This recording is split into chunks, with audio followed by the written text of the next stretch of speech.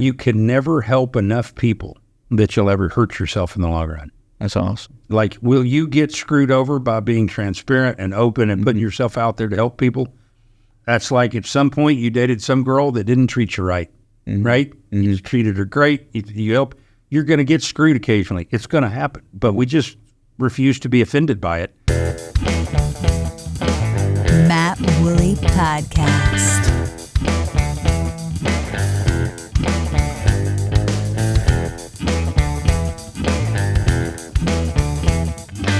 My guests today are Brian Waters and Randy Ogden.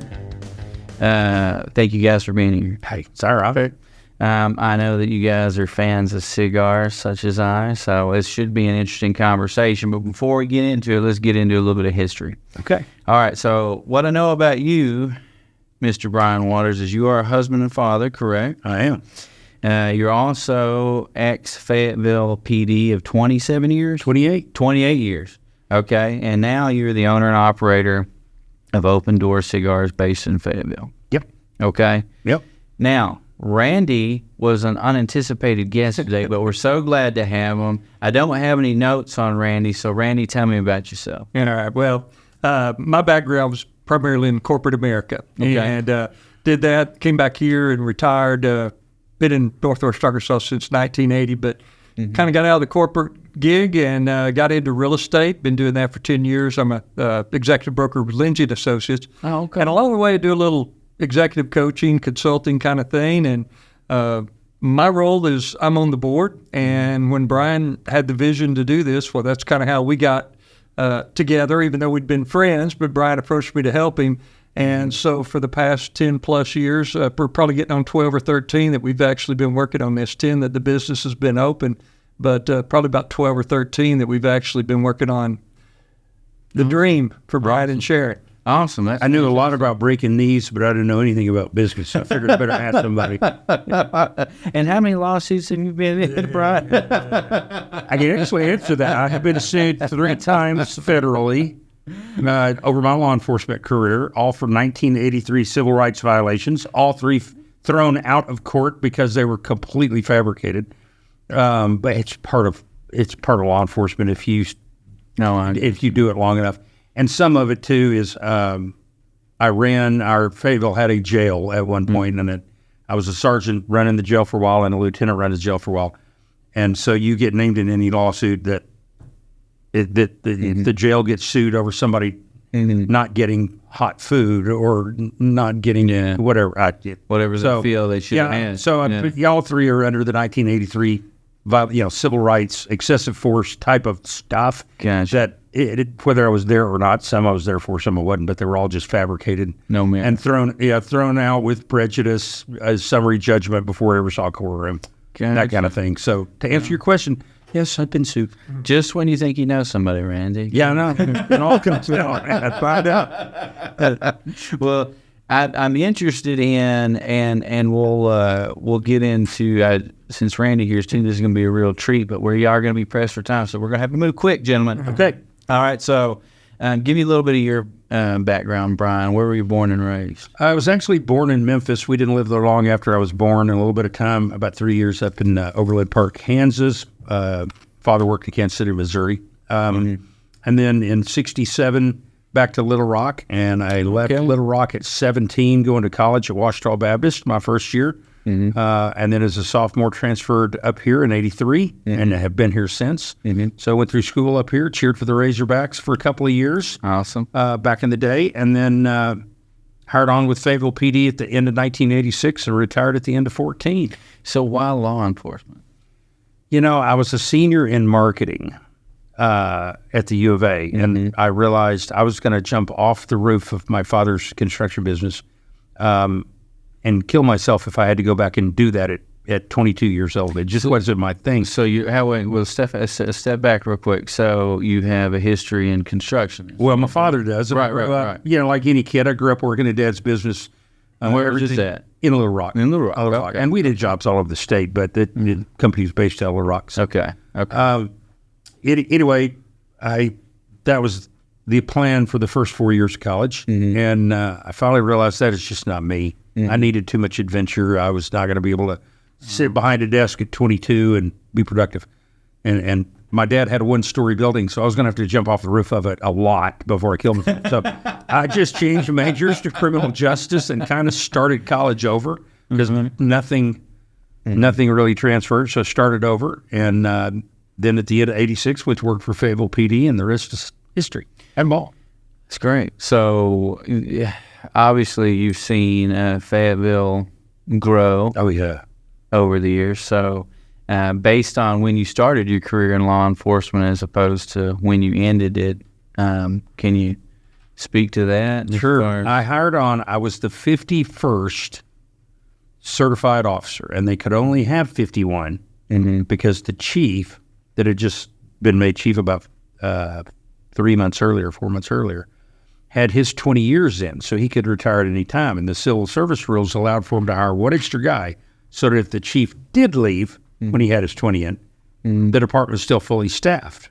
And so I was the 51st, and right now they have 134 officers at Fayetteville PD. When I hired on, there were 2 detectives, 1 detective sergeant, 1 guy in crime prevention, and then patrol. And when I left the PD, we have Criminal Investigation Division, Special Investigation Unit, which is crimes against or by children, mainly. The Fourth Judicial Drug Task Force. We have a SWAT team that was the original tactical unit in Northwest Arkansas, the first of any of the agencies up here to put that together. We call the Emergency Response Team. We have Bike Patrol, Motor Patrol. We have Park Patrol that handles everything on the trails and park system. All certified law enforcement officers. We have Motorcycle Patrol. We have Accident Reconstruction Units.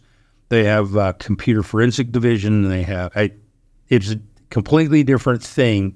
Wow. The short version is this: when I started in law enforcement, from a criminologist standpoint, law enforcement in America was responsible for 2 things: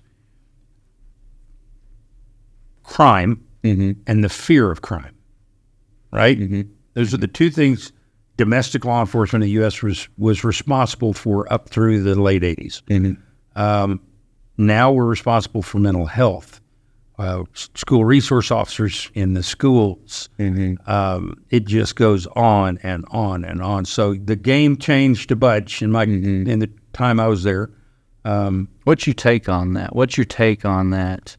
That those extra needs? We in Western civilization, us in the Americas, have used law enforcement as kind of a dumping grounds for we don't know what to do with it. Nobody would have given school safety to the firemen or to the paramedics. That doesn't make any sense. Who do we give it to? We'll give that to the police. Okay. Well, who do we give mental illness to? The cops are going to be the ones that get the call and go out to figure out that somebody is dealing with some level of emotional distress. And so they just became a catch-all for everything.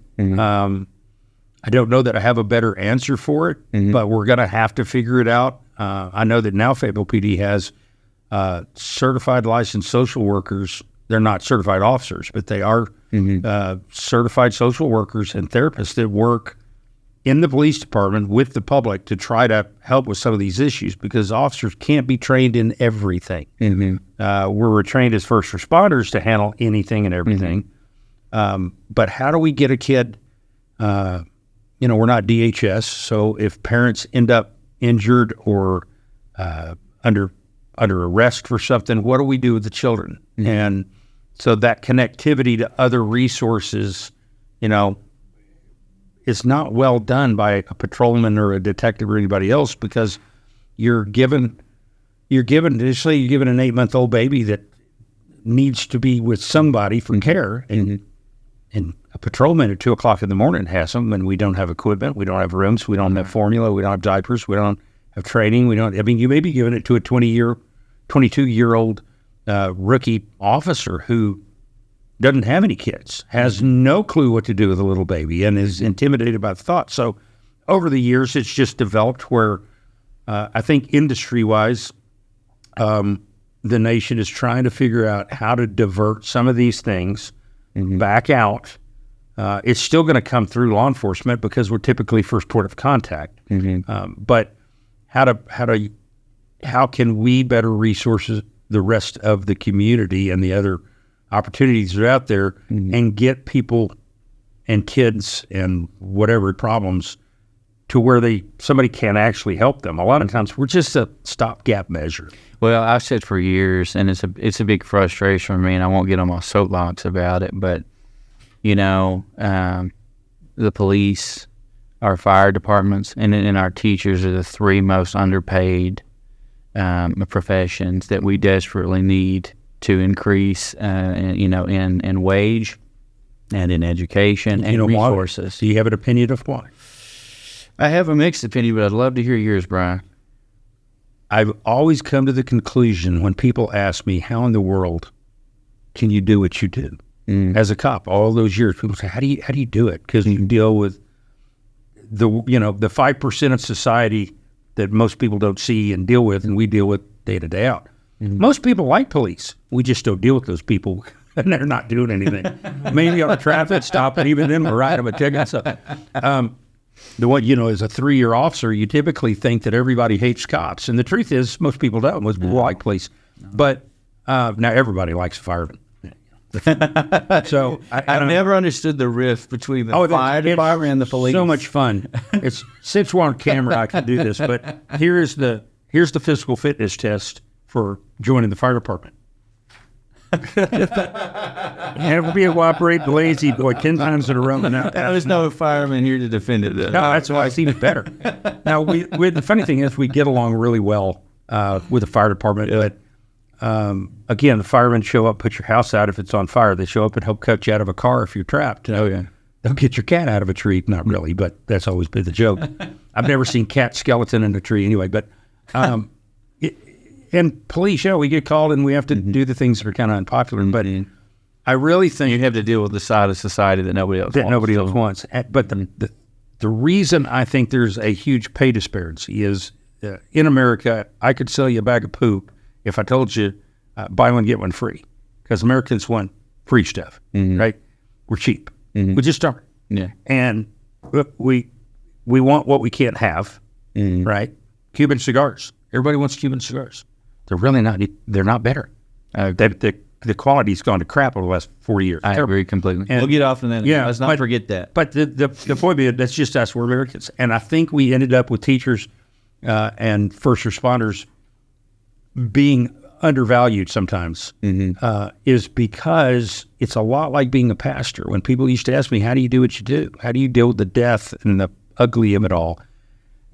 My only answer I could ever come up with is kind of like being a pastor. Why is a pastor a pastor? It's not the money, right? That they are called to be a pastor. If people had figured out I would have done the job at 22 years of age for free, I'd have been in real trouble. Wow. Because it's just one of those things you just are It's a calling. built for it. And I would not have been fulfilled. I would not have been happy doing anything else. So I think that's, and again, because we as a nation are just kind of penny pinchers, we went through the Depression and we've been through the recession in the 70s. Randy and I were over the gas lines and everything under Carter. Thank God for Reagan. Again, the recession in 08 or 09, we're tight a lot of days. And we don't want to spend money on stuff that's not fun. Nobody wants to spend money on insurance. Right? We do it, but only because we got to. That's my take on it. It's not a pretty product. It's not a pretty product. Yeah. You're right. And again, if you look at the media, they don't do us any good because human interest, good quality human interest story don't sell repetitively. Right? Oh, yeah. But bad news travels fast and it sells advertising. So everybody forgets that our media's they're advertising companies. That's how they get paid. And we still think we're listening to Walter Cronkite when it's a different pig nowadays. So absolutely.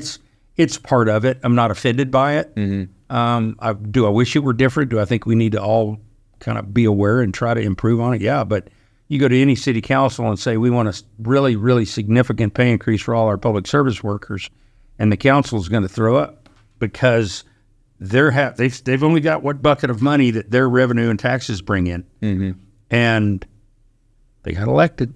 That's part of it. They live in a popularity world. I'm not calling them bad names about it. It's just the way it is. It's just facts. Yeah. And they could build another park or improve a roadway or build a school, and they get huge kudos for that. Yeah, accolades. Paying cops a wage commensurate with the risk and the damage they take. They're not going to get that's a hard. The sport's different. Yeah. Again, you're in the marketing world. That's a hard one to sell, baby. It is. It's a tough one. It is. Well, let's switch gears just for a second. Let's go pick on Randy for a minute. So tell me about yourself, Randy. So where were you born and raised? What's your story? Well, my story is my dad was a farmer and had some other small business. Grew up in eastern Arkansas. Well, what's Eastern Arkansas? Big town over there, the big town of Grubbs. When I was there, population 473. It's a farming community. It's between Newport and Jonesboro. Okay. So duck hunting country, yeah, all of that. But grew up there, rice and soybean farm. Came to the U of A in 1980 and never left. We loved the U of A, married my wife. We met actually met in high school, but on a trip, 4-H trip to Washington, D.C. We were on the same contingency that went to Washington, D.C. Didn't really talk a lot on that trip, but we got to college, had some classes together, and that's where the rest are history. Yeah, that's awesome. So tell me about your journey. So you had mentioned that you're part of Lindsay. You got a background there, and now you're in consulting. Kind of dive into that for a little bit. So started out in the corporate world. My first opportunity was with Tyson Foods right out of school. I was fortunate to go to work for them. And what year was this? In 1985. Okay. Yeah, 1985. And was in the area of quality assurance, product development. Did a lot of customer interaction. With that was fun. It was fun. The tech and regulatory side is a lot of fun in the food business. Yeah. But then I had an opportunity with Simmons Foods in Siloam Springs and went over there. Was vice president over there, quality assurance, research and development, and technical services. So then later on there, took a sales role with them. So my career's kind of been a mixed bag of sales, regulatory, QA, product development, innovation. Worked with a lot of marketing. But I bet they gave you a lot of advantage in the marketplace too, being on the side of the innovation piece of it, and then understanding because moving over to sales, it gave you pretty much a loaded gun. It did. And part of it for me was kind of a natural progression because part of the strategy we employed there was try to use product innovation and speed to market with new items. That, like if we had a customer in the fast food industry, and you know what it takes to develop it. When you're sitting there talking, what are the needs? Right. I knew what it took to develop. That's what awesome. Here's what we need to do. So we tried to go back and find a solution that works for them, bring it back to them. And so it was part of the sales process. So yes, in that situation, it was a natural fit for me to move on over to the sales side. And then the last couple of stints I had in the corporate world were both, if you will, startup and turnaround situations.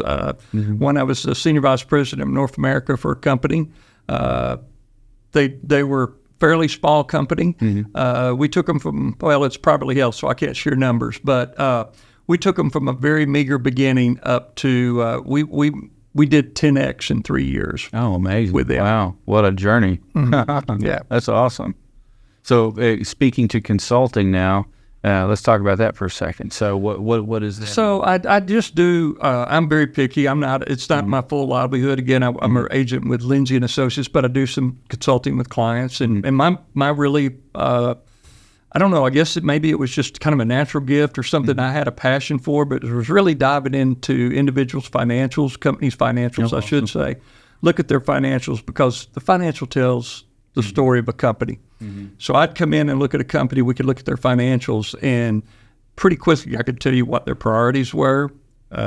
It's a lot of times where they really valued, some companies would have a mission statement that said, we're, and I'm making this up, but they'd say we're people focused. Okay. And then you look at what they're doing for their people, and so the numbers don't line out with that. So I do not think that means what you think that means. So really a lot of the consulting was helping management with their vision, motivating, encouraging their employees and their team members to get on board. But a lot of times it was just kind of really helping the leadership team evaluate, Now, we keep saying this is who we are and who we want to be, but is that really who we want to be? You know, as you were talking about the teachers, the firefighters, and the firemen, you know, it's pretty simple. If you want your best and your brightest and all of that to do that, then you've got to pay them well. Education is the same way. If you ask anybody in America, they'll say, "Oh, we need to spend money on education. Education needs to be a top field. We want our best and brightest to be our teachers." And this is not a knock on our education system, because I think we've got very great teachers that are educated, loyal, and they're doing it though more out of a passion than out of a paycheck right now. I would agree. And if we really wanted to attract maybe some more talent into that field, then we've got to pay those people. 100%. And so I think whether you're talking about the state, you're talking the local level, you're talking the national level, you learn where their priorities are when you look at where they spend their money. 100%. That's a wonderful point. You have to incentivize people. You know, and that's one area that I think that we have just suffered as a nation over years of time, because we haven't dumped the right money into these things, because Brian noted we're cheap. So I agree 120%. Let's switch gears. So let's talk the cigar business for a minute, okay? So help me understand, so I know you guys have worked together since day one then. Is that what you're saying on Open Door Cigars? So give me the gist of how, this dream became a reality. Where did the dream start? And, run me through all. I love the question. I get it a lot when people figure out that I'm an old retired cop, and now Sharon and I own a cigar shop and lounge. The truth of the matter is this: it had been eaten at me for a couple of years. Now, I'm a good old Southern Baptist. Me too. Kind of a good old recovering Southern Baptist, I should say. Probably much more evangelical now than the old Southern Baptist. I understand. But that's my background. Say no more. No, that's my background. You and I drink the same one Kool-Aid. So for a couple of years, I really felt like the Holy Spirit was putting this on my heart to open a shop. And I came home from work one day and looked at Sharon and said, "Let's chat." We sat out in the kitchen, and I said, "I feel like God's called us to open a cigar shop." Now, I really figured she was going to yank her flip-flop off and beat me around the head and shoulders for having lost my mind. Wait a minute, real quick. Is this something that's happened before? No, but it's not something I ever considered was that potential. So anyway, I said that, and he kind of flinched, and she never blinked. She looked at me. She said, "I wondered how long it was going to take you." And excuse me? She goes, "No, I've been waiting on you." Wow. And, awesome. We were doing a deal that has nothing to do with the cigar shop, but we were doing a deal every Thursday night at our house that the guys had nicknamed a man cave because we did it in my garage. And it had no agenda other than a few older men with some faith. First, they're faith-based, and second, they've done life. They've had a modicum of success in whatever their industries were. And the other half of the people that were there, to be honest with you, were super young and absolute train wrecks. And we just did life every Thursday. And it became a thing. And we started that the Thursday after Thanksgiving 2011. Well, I didn't approach my wife until mid-13, like May of 13, something like that. And so when I said that to Sharon and she didn't balk, I realized I had no backup. Like, we're going to have to do this, right? God told me to do it, and my wife didn't tell me not to. And she didn't push back. And so she said, "Do you want to start looking for property this weekend?" I was like, whoa. I got to get a business plan written. I've never been in business. My wife had worked in City Hall 35 years. Oh, wow. And I'd been at the PD, at the time, I'd been at the PD 26, and she'd been there 33. But and she's brilliant, and she does have an accounting brilliant too, so she understands finance well. But sure. Neither of us had ever owned a business. Neither of us made our living in that world. So first thing I wanted to do is put together what I called at the time a creative team, which was Randy and Tony Harrison. And Tony was a pastor at the time. And we met him On the Mark for a cigar and a beer and some nachos. And I just kind of cast a vision to him, said, "This is what we feel like God's called us to do, and we're going to do it." So want you guys, if you're willing to help us knead that out, help us mush through that to figure out what that looks like. And I knew what Randy's first question, I told Sharon before we left the house, what his first question was going to be with his background, which is going to be, okay, how are we going to capitalize this? Where's money coming from? And I only had one answer. I don't know. I'm a cop. I don't have any money. Like, that's a ram in the thicket. God's going to have to figure that out. That I have no money. I don't know. And so we started working on it day one. We literally started out trying to come up with a name and trying to come up with a mission statement. And from the first, we met pretty much every week. And then it kind of every two, and then it went to every 3 or 4. And we did that for a year, and we opened May 3rd of 14 after we had kind of worked our way through what that looked like and who we were and what we felt like God was calling us to do. So that's how we ended up going I ended up going anyway, from law enforcement into business. And I was still on the job, and we had the shop open for 8 months. And the more I prayed about it and thought about it, the less peace I could come to stay on the job. I had no intentions of retiring when I hit my 28. I was going to extend my career. I was loving what I did. I was a lieutenant over special operations. Loved what I did. And but when we got to that point where I was eligible to retire if I wanted, it was pretty obvious it was time to step out of one sandbox and into the next one and keep going. So that's awesome. And that creative team, which started out as Randy and Tony, we never let go of it. By the time we opened, Sharon and I recognized the huge value that letting men that we trust and have knowledge that we don't have and experience that we don't have to help us, and that will speak honestly into our lives, that help us process information so we can make the decision. So our board of directors is not a legal board of directors. It's an advisory board, but we operate like they're the board. We're Walmart, and I'm the CEO, and they can fire me at will.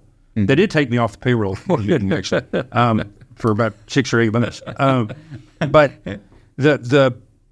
it's just kind of morphed into that. But that board has been so critical. It's now five men. Tony and Randy are both still on it. And there are 3 other guys that Tim Purcelli, who is a merger and acquisition guy, Keith Trost, who's actually a C-suite coach. He's not a consultant. He's a business coach, leadership coach. And Heath Cottle, who owns Avid Financial. He's now an enrolled agent. He's the man.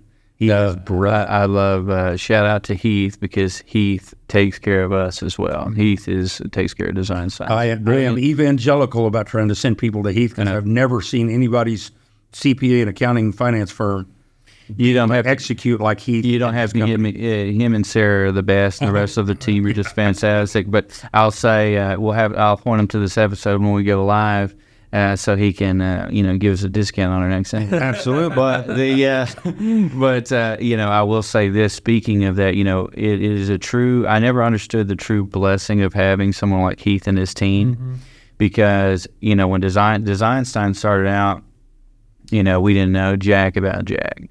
And, we're talking about the School of Hard Knocks and everything that we've done. And we have had, you don't know that you have a really good CPA and team until you actually have one. And the minute I discovered him, I was like, what have I been doing? What have I? Yeah, you feel you just walk in blind. But anyhow, so that's awesome. Yeah, Heath is a wonderful guy. Wonderful guy. We've had cigars several times at your establishment, sir. He was in there having one when I left. Yeah, he's a pretty daily guy, isn't he? That's his lunch break. Yeah. He eats a cigar for lunch. That's his lunch break. Okay, so walk me through the process of getting this thing up and going. So my assumption is that nobody had cigar contacts. No, it's this, and again, God stories all the way through this thing. So, with my background in law, I had dug into the permitting and stuff to figure out what that looks like. And there's a very specific order. You can't get a tobacco permit until you have property, because the tobacco permit is actually attached to that address, right? So I have to step out of faith and rent a place to say I've got a place. Well, then you've got to have, of course, your EIN numbers for the feds. You got to have your DFNA numbers for the state. Then you got to have state business permits and city business permits, and everything has to line, because everybody wants to go, and we'll give you my permit till you have all the other guys' permits. And you're like, well, who's going? Somebody's got to start the ball rolling. So I dug into all that, and we processed through it, and got it open. By the end of the equation, as far as the financing to capitalize the place, you heard people say, "How'd you do it?" And they said, "Well, it's too dumb to realize you couldn't do what I did." Right? But it's a lot of sweat equity, no doubt. Yeah. Like anything. Yeah. But the one thing I said when Randy asked me was, "I don't know," and he followed the second one. My home was paid off, and he said, "Have you thought about using the property?" And I was like, "No way." Because I'm deathly protective of Sharon. If I drop dead, if I get shot, whatever, I'm still on the job. I don't want her, debt laid. Put that equity up.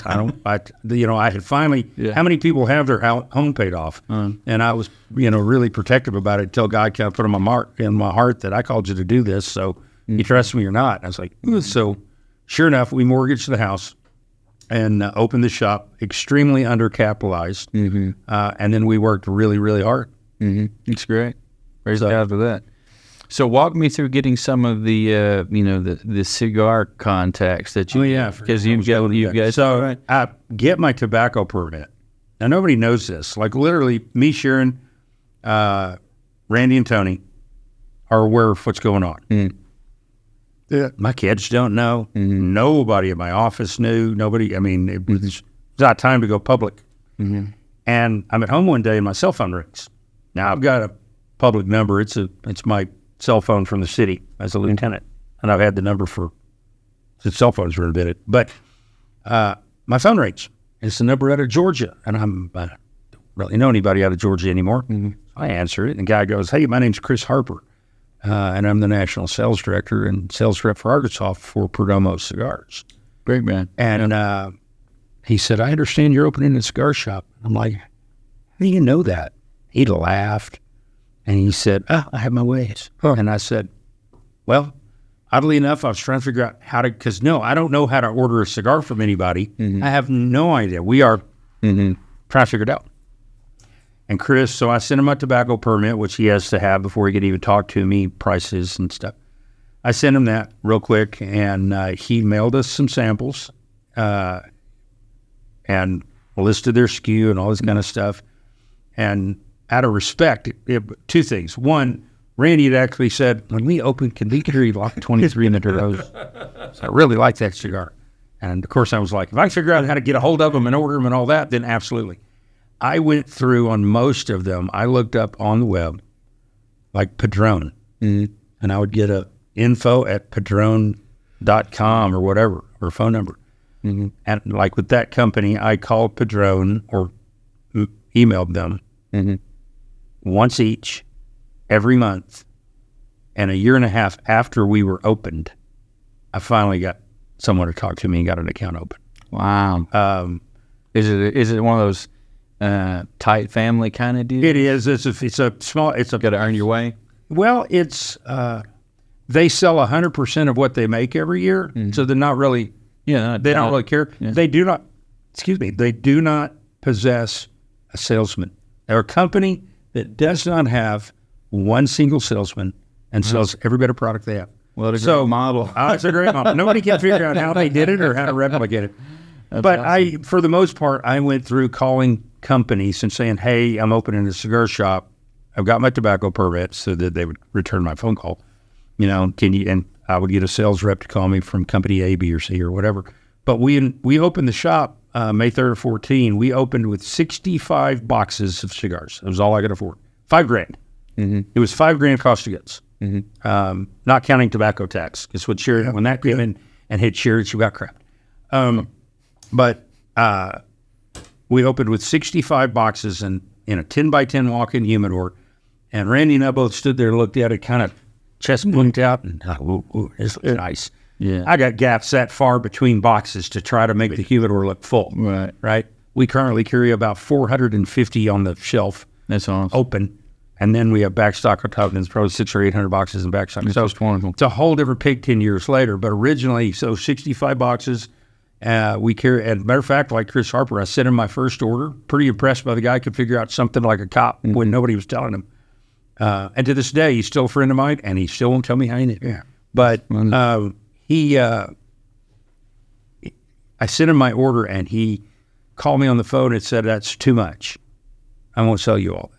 That's too much." I think I had sent him a 12 or 15 box order.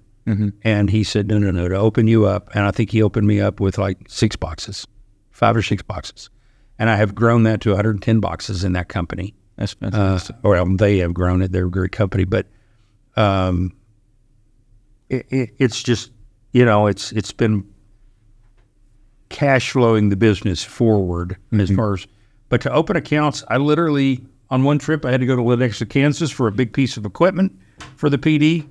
Traffic control equipment, like a big arrow pointing thing. You can put words, scroll across one of those. And we went up to look at a manufacturing firm, me and a sergeant that worked for me, to Lenexa, Kansas. And I had my wife put a hotspot on my phone, and I took my laptop, and I emailed and phone called all the way to Lenexa, Kansas and back. Multitasking. Working on the PD's dime on that day. So anyway, yeah, it was kind of a struggle. You just dig and claw, and we have tried though. We've helped probably 5 different cigar shops get open. I've seen you anytime anybody's carrying cigars. What's funny is our paths have been always. I've known you for a long time through a lot of different people, and our paths have always crossed. Well, let's just face the facts. Cigar folks know cigar folks. Yeah, it's just one of those things. It's one of those.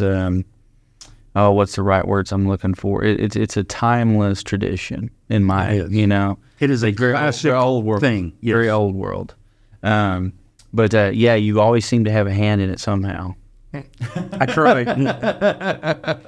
So you can't know enough people.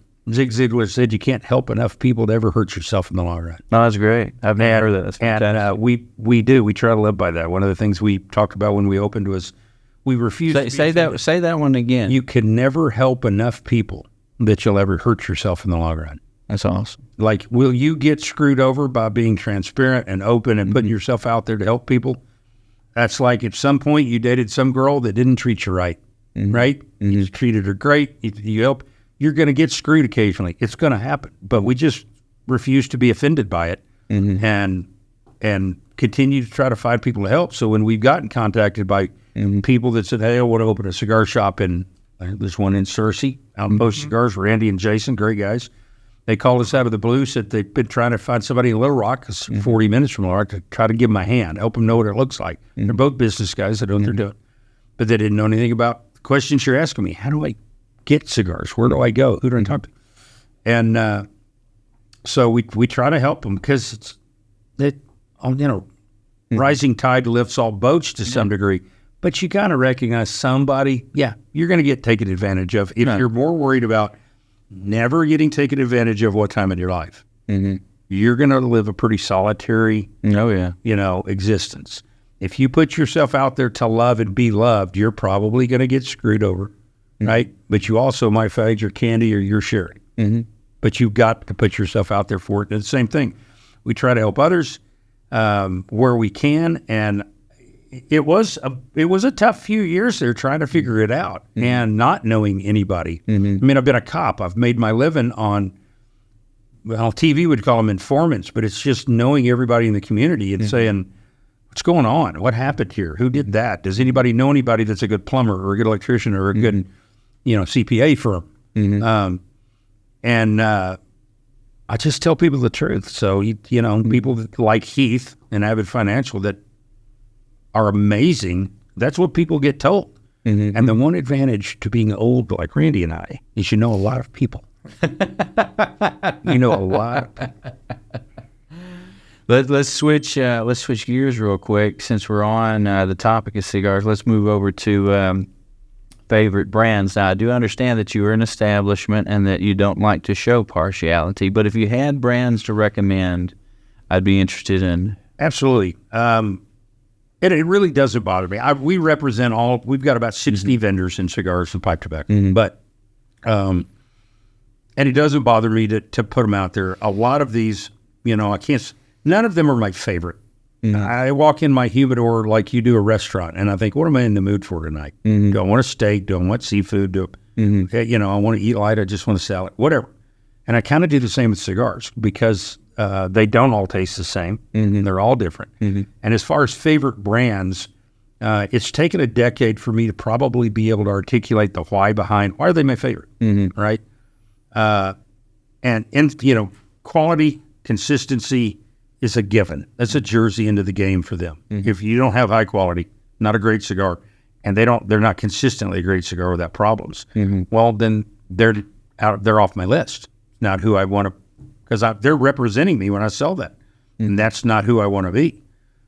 So that's a given. So I have a lot of belief in pretty much everybody we carry. Now, we always bring in a few little small boutiques. It's just kind of an experiment. But the main company's Perdomo, one of which nobody will know. It's General Cigars, which is the big fish. But General owns which is a subsidiary of Scandinavian Tobacco Company from Europe. But General Cigar owns Cohiba, Macanudo, Punch, CAO. I mean, they're monsters. Oh, wow. There's a lot of great brands there. And as far as companies that really partner well with us as the retailer, in resources and ideas and great product, when they come out with something new, it's good. They don't have many losers.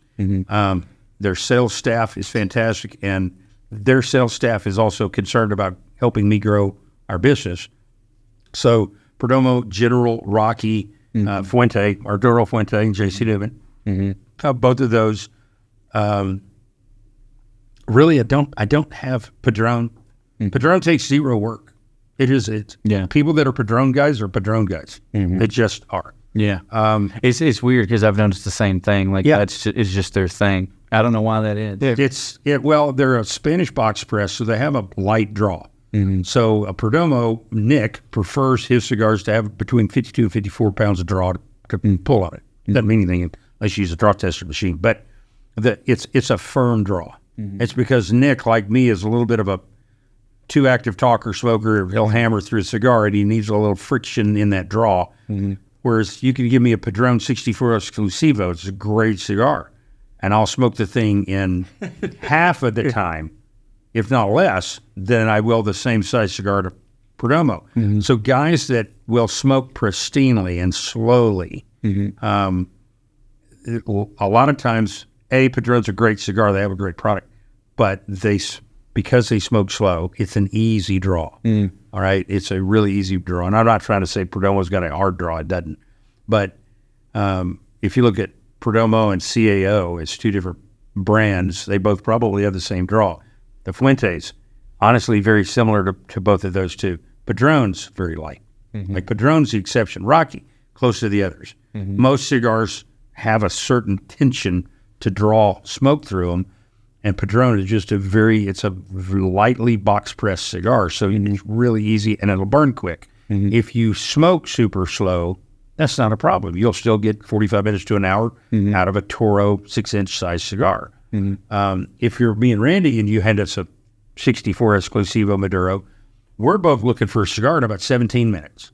And I don't want to spend that much money for 17 minutes. I mean, quality, again, we're cheap. Quality is always in conjunction with the price point. So a great cigar is not just purely a great cigar. It's a great cigar for that price point. What are my expectations in a $7, $8 cigar retail? And what are my expectations in a $15, $16 cigar? Because the average price point in my humidor right now is about $12.5, $13 soon. Since 2020 to here has not been nice on the supply chain of cost of goods. But an average cigar, premium cigar in America now is probably $12.5 to $13. So a cigar that you can smoke and say, that's an amazing cigar at $7, and when you smoke it $14, $15 and go, that's an amazing cigar. If I lay them side by side and you smoke them, odds are that $15 cigar, you're going to go, this is a much better cigar. But if I go, this is 7, this is 15, and you look at it, you start thinking about how much money do I want to spend a day, and that's a great cigar for $7 compared to the other $7, $8, $9 cigars, right?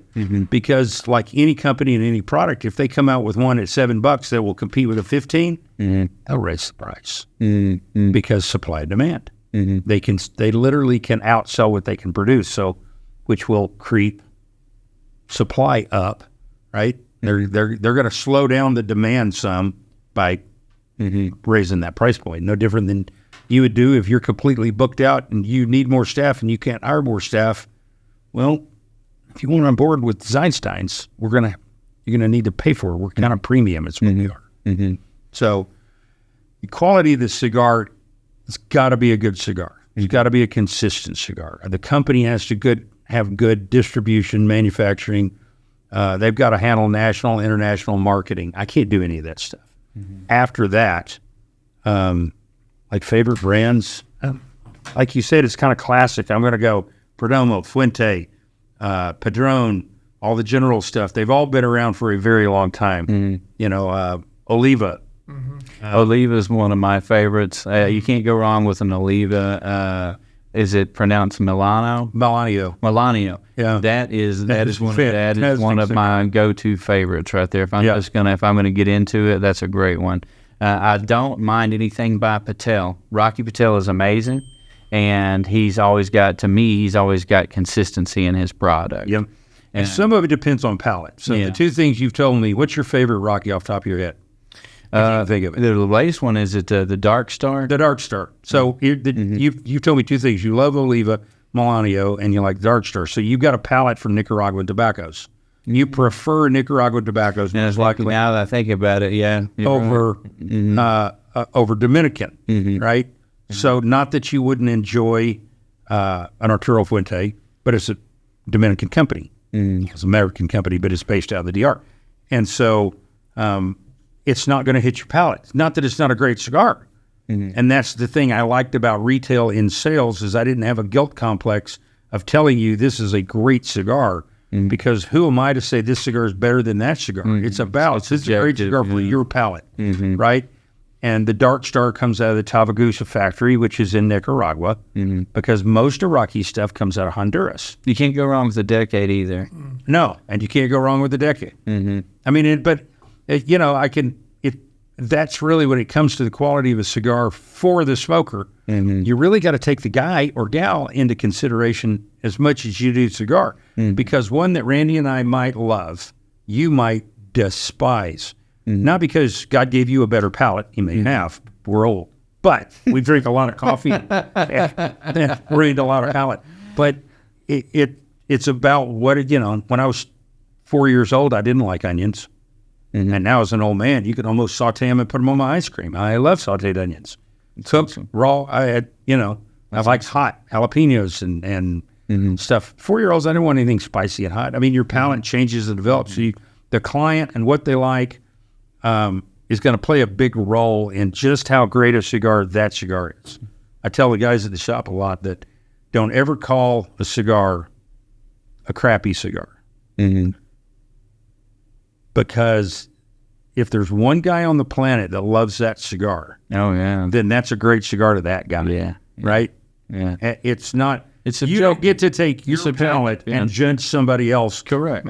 Or a product. I like vanilla ice cream. You like chocolate. Yeah. Exactly. I like all ice cream. What about Fat Boy? Me too. I've never met I've never met a cigar that I didn't like, and never had ice cream that I didn't like either. Amen. What about you, though, Randy? What's your favorite? Oh, I tell you, I'm a little bit like Brian. I'm kind of all over the board because we're trying stuff all the time for the shop, and then of course we try things that hit our palate and things that we think will hit some of our customers' palate. For me, the everyday, like you talked about earlier, that Lot 23 Maduro or Sun Grown. That's my everyday cigar. That's a value cigar that I can smoke every day, get a good quality smoke, and I love the Perdomo Lot 23. I'd also, before we get off Perdomo, these aren't particular order, but the Perdomo 30th is a phenomenal cigar, 15-year aged tobacco. I've had one. You just don't get 15-year aged tobacco in everyday cigars like that. So the 30th is a phenomenal cigar. I don't know how they do it for that price point, but the 30th and the Maduro and the Sun-Grown, again, I kind of like both of those, depending on what day. If I want something a little more spicy, I'll go with the Sun-Grown. If I want something a little more sweet, I'll go with the Maduro. CAO has got a limited release that I've always tried to keep some backstock of, is the Amazon Basin. It's a limited release series. They come out with different blends each year, and I don't know what it is, but every one of those blends has just really hit my palate. I've got one box in my humidor at home. I've got one box in my humidor at the shop, and that Amazon Basin is a limited release that's really good. I'm a big fan of the Inspirato series that Macanudo does, the Inspirato series, because there's a little something in there for everyone. I like the orange, the red. Those are the two that I tend to migrate to, but I think that's a great cigar. Some others that on that honorable mention list, the Dark Star is really a good one, but again, my palate goes more Nicaraguan. But I like the Dark Star. Rocky ALR, age limited rare. Yes. That's a good Delicious. I have never met a Rocky Patel cigar that I didn't. You haven't. I mean, seriously. They'd get along with. Well, I'm telling you. So I'm one of these guys that every now and then somebody with gratitude, and I'm grateful for it, wants to say, hey, well, I'm going to do something special for you, or family, Father's Day. Like, what do you want I don't want anything, but they know that they can go down. This is always your store. We're Washington, county folks, so you're the go-to for sure. Oh, yeah. And so they're always down at your store buying me something delicious. And, they say, what's going to, what do you want? And what's going to, make this a good day for you? Always Rocky Patel or Lebo. That's it. Yeah. You can't go wrong with any of them, man. And I will say this, I have a fun Rocky Patel story. So he's at another establishment one time, and I thought he was a great guy. And he took a picture with me, talked with him for about 10 minutes. Just pretty straightforward dude, And you tell he has deals with a lot of people regularly. Yeah. But you know what actually impressed me the most, Ma'am? So we were sitting around having a smoke, and he was doing his, thing. This is an hour into the event or whatever. And I see him reach over and he pulls a cigar out of a box. And he does something like, I don't know if he's looking for a cut or something, but either way, I see the dude put the cigar up to his mouth and he does like this. Yeah. And then I was like, what is he doing? And then within 2 seconds, I realized he's cutting a perfect circle out of that cigar with his teeth. Mm-hmm. Which is really hard to do. Yes, I tried. You will ruin a lot of cigars getting to that point. Well, I smoked them anyways. I pushed through it because I wasn't going to waste them. But, I learned my lesson. Let's just stick with the cutters. But there's a man that, has a cigar in his mouth. And I was told, I can't remember, it might have been you that told me, because I think I've told you this story before, but he said, I think your response was, he's a guy that wakes up with a cigar in his mouth. Oh, yeah. So, but anyways, I always thought that was funny. I'd never in my life seen a man cut a hole in a cigar so precisely with his teeth. Chris Harper with Perdomo, Rusty McCauley with General. There's an old Cuban method of they actually, if you notice their thumbnail is just a hair longer than the rest of their nails. And they work in tobacco, so they don't have. Right. It's pretty rural. And, but there's an old Cuban method of capping a cigar. It doesn't work so well with a torpedo, but it will with any regular rounded cigar. But they will cap a cigar with their thumbnail. And I can watch, Rusty and Chris can cap a cigar and literally take nothing but the cap. Leave all of the shoulder to it. Everything's perfect. Nothing but the cap with their thumbnail. And sit here and talk to you while they do it. It's just awesome. They've done so many. That's crazy. And I'll put the cigar in, and you'd never even lost eye contact with them as they cut through it. Teeth is even harder. I do know a couple of guys that do it. And they're guys like that have just been in the industry. Spent a lot of time in the rolling houses in the factory, blending cigars. And so they will literally roll a cigar, and when they're putting a blend together, trying to test blends. And they'll roll a cigar and then cap it and smoke it, because down there, those masters that are down there doing it, they don't have cutters. We're a third world country. Oh yeah, luxury. Yeah, nobody has a cutter down there except the owner. That's awesome. And when they're down there working, they typically just turn into the, if you look at Nick Perdomo, Nick is Cuban. Right now, Nick was born in Baltimore and raised in the D.C. area and then Miami. But his mom and dad are both Cuban. His grandparents are Cuban. He's Cuban. And if you don't know so, hang out with him for an hour or two. He's Cuban. And is he Cuban? He was not living it out. And and if you watch him, you start picking up nuances that you're like, you seem more like a farm worker or a factory worker in the tobacco industry. I mean, that thought process. He's a great businessman. Rocky Patel's the same way. Rocky's an attorney. Like his original trade was as an attorney, and he still does some. And that makes sense why he's went and fought for legislation in Washington. He spends over 100 days a year in D.C. fighting for the cigar industry on his own dime. And it got to be so much that he now actually has an apartment in D.C. because it was cheaper for him to have a nice apartment than it was for him to keep renting hotel rooms. That's crazy. Rocky is in fighting, and of course, if you look at General Scandinavian Tobacco and Drew Estate and Perdomo and lots of other companies, their trade organization is Cigar Association of America.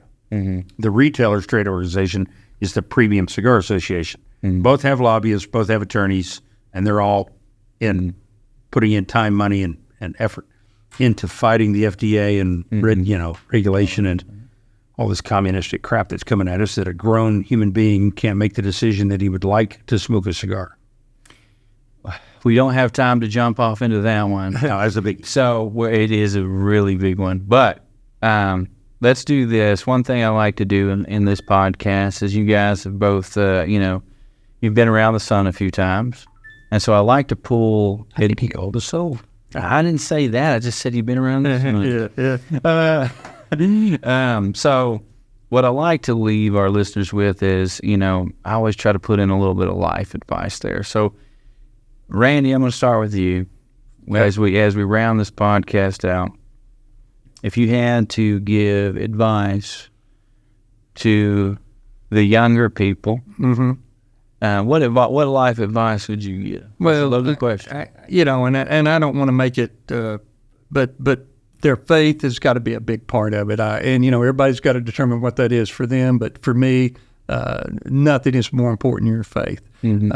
Finding a good partner to go through life with, to encourage you, to help pick you up when you're down, all of that's important. But, when you think about the entrepreneurship and like Brian and Sharon have done with Open Door Cigar, the thing there is they had a passion for that.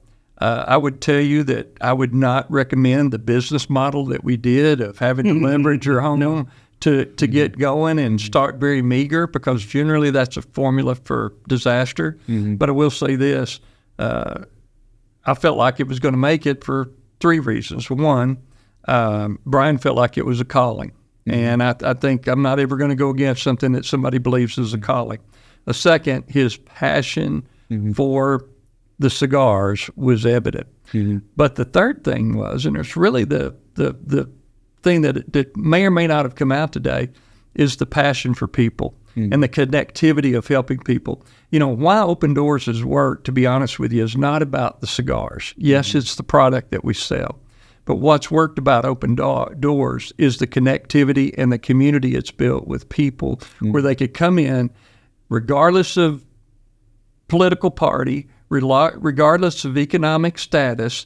They could come in, share a cigar, and leave with a memorable conversation, maybe a new friend, and maybe it's a business connection. I can't tell you how many business deals have been done in there, how many friendships have been formed, how many different connections. It's all about connecting people. And when people talk to me about the marketplace and do they have space for it, we got lots of services, we got lots of product, but the one that we'll never feel is the one that brings community of people together, because people crave community. And that's what we provide, is community. And when you help people, it's like Brian said, that tends to come back to you. And it's just been a place of, hey, we're going to help people. I said at their 10th anniversary party, Brian gave me a chance to talk for a minute. And one of the things I did is I shared that, the principle of how they've operated with an open hand, of giving, taking care of people. Things like, they would be embarrassed, but help somebody, that college kid that might not make it through the semester without a little help. Help missionaries, help different deals, people that, charities that they support, all of that. And so I just said while I was talking, they operated out this principle of open hand for those that are here. And we had 150 people there, roughly. I said, if you've ever been a benefactor of the ministry where Brian and Sharon have just somehow blessed you through their open hand of generosity, would you stand up? Almost everybody in the place stood up. That's amazing. And it's just what makes Open Door go, their passion. They want to help people. Yes, it all evolves around cigars, but it's really the uncapped market out there is connectivity and helping people. I don't care what you're doing. If you're in plumbing, if you're in heat and air, if you're in some kind of service business or retail, if you can find a way to connect people and then help people, you'll do well. That's awesome. That's amazing. Brian, what about you? Did he say it? Well, I think Brandy always says it better than I do. So, and I agree with everything he said. I think first and foremost, Christ. And if I was going to give advice to anybody, nobody's getting out of this alive. And your faith is everything. And I'm not here to judge anybody on what their faith is. I'm just giving you what's my advice, and that's my faith. And if I had a trope for advice to put out there, especially to the younger folks, and of course that means a lot when you're our age, everybody's younger, but and forgive my language, but talent is bullshit. Work ethic is everything. You could take a guy with the greatest talent on the planet, Michael Jordan, right? Nobody really argues that, at least at this point, Michael Jordan was GOAT. Michael Jordan's work ethic was crazy. And you take a guy that doesn't honestly have a lot of God-given talent to be a superstar per se, and he can outwork everybody in the room and crush everybody in the room. Work ethic and that backbone of just, I'm going to outwork everyone, will trump talent every single time. And I think we, at least in our nation, have gotten hung up a little bit on talent.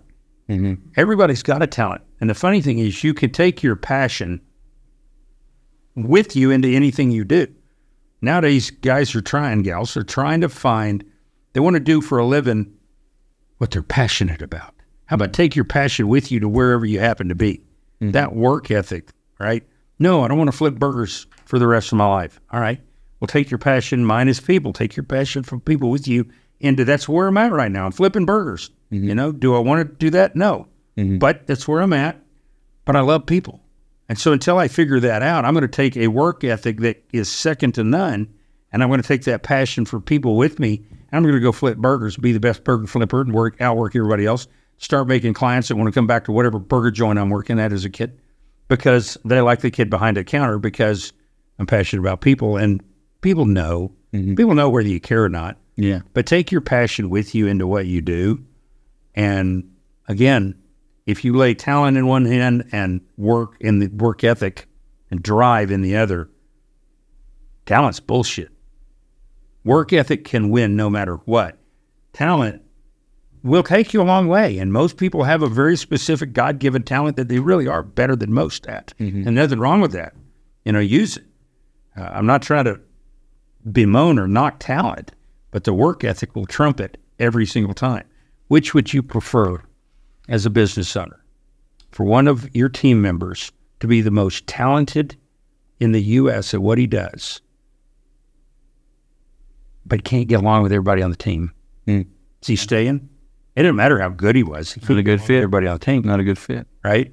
Yeah. Because it's got to fit your culture first. And then, then you do want the most talented guy. That fits your culture. That has the work ethic to keep up with the rest of the team. Or if I gave you that guy that won't get along with anybody, but he is by far the best X, whatever.